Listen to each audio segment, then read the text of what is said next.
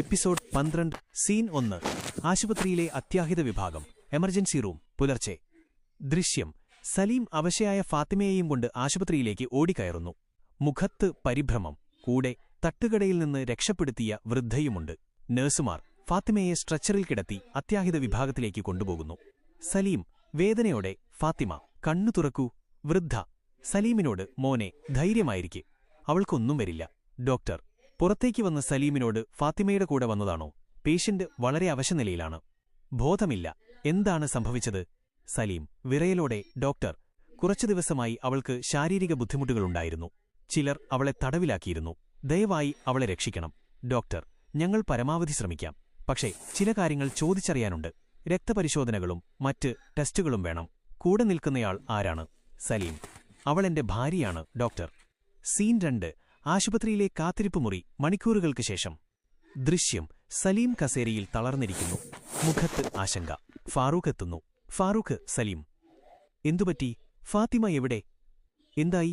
സലീം തല താഴ്ത്തി. ഫാറൂഖ് ഫാത്തിമ തീരെ അവശനിലയിലാണ്. ഉമ്മയും ഖദീജയും ചേർന്നാണ് അവളെ തട്ടിക്കൊണ്ടുപോയി തടവിലാക്കിയത്. ഫാറൂഖ് ഞെട്ടലോടെ എന്ത്? നിനക്ക് തെറ്റിയതാകും. നിന്റെ ഉമ്മയും പെങ്ങളും അങ്ങനെയൊന്നും ചെയ്യില്ല.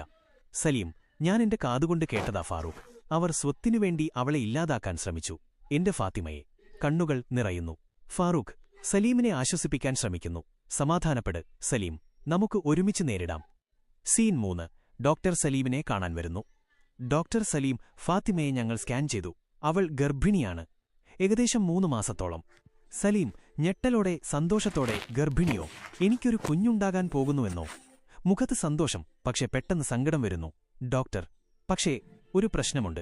അവൾക്ക് ശരിയായ ഭക്ഷണം കിട്ടാത്തതുകൊണ്ടും മാനസിക സമ്മർദ്ദം മൂലവും അവളുടെ ആരോഗ്യം വളരെ മോശമാണ്. അതുകൊണ്ട് ഗർഭസ്ഥ ശിശുവിനും അമ്മയ്ക്കും ഒരുപോലെ അപകടസാധ്യതയുണ്ട്. സലീം കരഞ്ഞുകൊണ്ട് ഡോക്ടർ എന്റെ കുഞ്ഞിനും ഫാത്തിമയ്ക്കുമൊന്നും സംഭവിക്കരുത്. എന്തുവേണമെങ്കിലും ഞാൻ ചെയ്യാം. ഡോക്ടർ ഞങ്ങൾ ഞങ്ങളുടെ പരമാവധി ചെയ്യാം.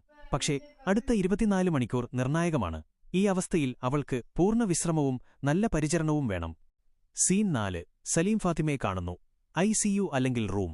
ദൃശ്യം സലീം ഗ്ലാസ് വാതിലിലൂടെ ഫാത്തിമയെ നോക്കുന്നു. അവൾ മയക്കത്തിൽ ശരീരത്തിൽ യൂട്യൂബുകൾ ഘടിപ്പിച്ചിരിക്കുന്നു. അവളുടെ വയറ്റിൽ തടവി സലീം നിശബ്ദമായി കരയുന്നു. സലീം ആത്മഗതം വോയിസ് ഓവർ.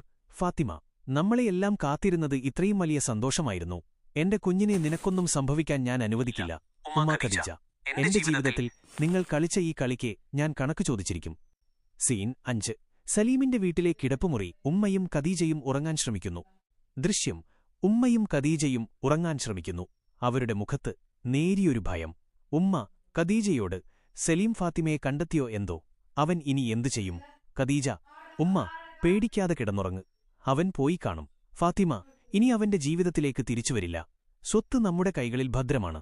പെട്ടെന്ന് കതകിൽ ഒരു വലിയ ശബ്ദം കേൾക്കുന്നു. ഇരുവരും ഞെട്ടിയെഴുന്നേൽക്കുന്നു. സലീം രോഷത്തോടെ വാതിൽ തള്ളിത്തുറന്ന് അകത്തേക്കു വരുന്നു.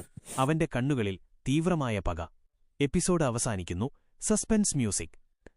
പ്രേക്ഷകരോട് ഉമ്മയോടും ഖദീജയോടുമുള്ള സലീമിന്റെ പ്രതികരണം എങ്ങനെയായിരിക്കും? ഫാത്തിമയും കുഞ്ഞും രക്ഷപ്പെടുമോ? അറിയാൻ കാത്തിരിക്കുക. മഴവിൽ മാഞ്ഞ ആകാശം അടുത്ത എപ്പിസോഡിനായി.